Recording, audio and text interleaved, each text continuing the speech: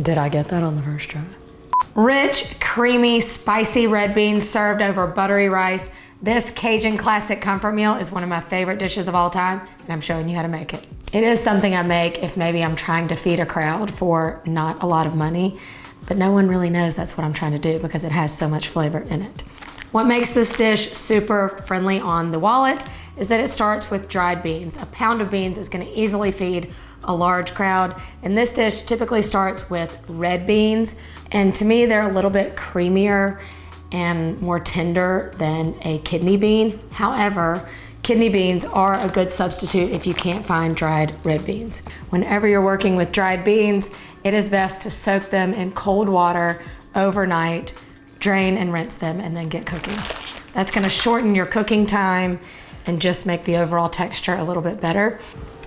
This is what it looks like after they have soaked overnight. You do want to drain off this liquid and then just give them a quick rinse, and then you're ready to go. Besides the beans, of course, there are a couple other essential ingredients that are native to this dish and to the area of Louisiana, starting with the sausage. I'm using a smoked andouille sausage. Andouille sausage has all those flavors that you think about in a Cajun seasoning. So it's a little bit spicier. It still has that smokiness. It's really rich in flavor. Yes, this is the priciest item in the whole dish, but still you can make this whole entire pot for less than 10 bucks. And then of course, what is a Cajun dish without the Holy Trinity? The Holy Trinity is a combination of celery, onion, and bell pepper. This is very classic and the base for a ton of dishes in New Orleans. To that, of course, we'll add some garlic because garlic is also super popular. The recipe I'm using is a 5-star recipe from Allrecipes. It's one of our top performers. So much flavor, and this is truly authentic and very close to the way I make it at home. I like to start by browning my sausage. This is going to release some fat that we're gonna saute our vegetables in, but mainly because it releases so much flavor. Go ahead and just lightly brown it and then remove it from our pot. We'll refrigerate that till we stir it in at the end. To that, we're just going to stir in a little bit of olive oil. Then in goes the Holy Trinity. We'll get that going and then stir in our garlic. Once our veggies are tender and the onions are translucent, we're gonna add in our soaked, rinsed, drained red beans.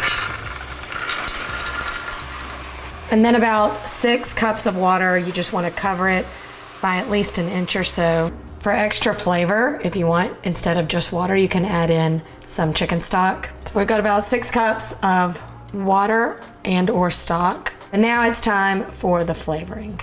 Bay leaves, and then some dried thyme. Of course, you gotta have some Cajun seasoning. You can buy Cajun seasoning, but you probably have everything on hand to make your own. And we have a great recipe in case you missed it. It's available on our TikTok channel. You're following us on TikTok, aren't you? This is going to add a great kick and a little bit of saltiness. And then a 1/4 teaspoon of dried sage. And then some cayenne pepper if you want to kick it up a little bit more. I like to wait till the end because often I'm making this with my kids in mind. So we tend to spice ours up individually at the end with a little hot sauce. Once your mixture has come to a boil, we're gonna reduce the heat to a simmer and then just let it go. It's gonna take about a couple hours till the beans are nice and tender. I like to cover it so that all my liquid doesn't evaporate out for at least half the time, and then I'll uncover and check where we are. We don't want it too soupy in the end. You want it to be really thick. That's it, and we wait. I uncover it after about the first hour after the beans have started to get tender. Once it's been about 2 hours, the beans are nice and soft. The more you stir throughout the process, the creamier the beans are gonna get. But just to help that a little bit more, my little trick is to take a potato masher and then just very lightly, you're not at all trying to mash all of these beans, but just enough to kind of crack them a little bit so that they release some of that starch and thicken this up a little bit. And then for about the last 20 to 30 minutes, we're gonna stir in our sausage as well. That's gonna finish flavoring these beans. Oh yeah, it's gonna be good. After something so slow simmered and warm tasting. I love topping it with fresh herbs. This recipe called for dried parsley in the beginning, but I saved that for the end, and the fresh version. And then we always top it with some sliced green onion. This adds just great cold crunch and flavor. And then a little drizzle of my favorite hot sauce. And then you go in and get that perfect bite.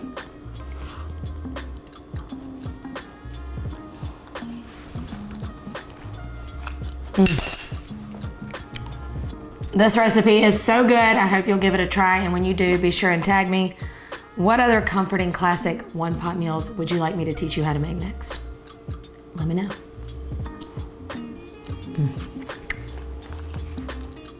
People in Louisiana just do it right. You know what I mean?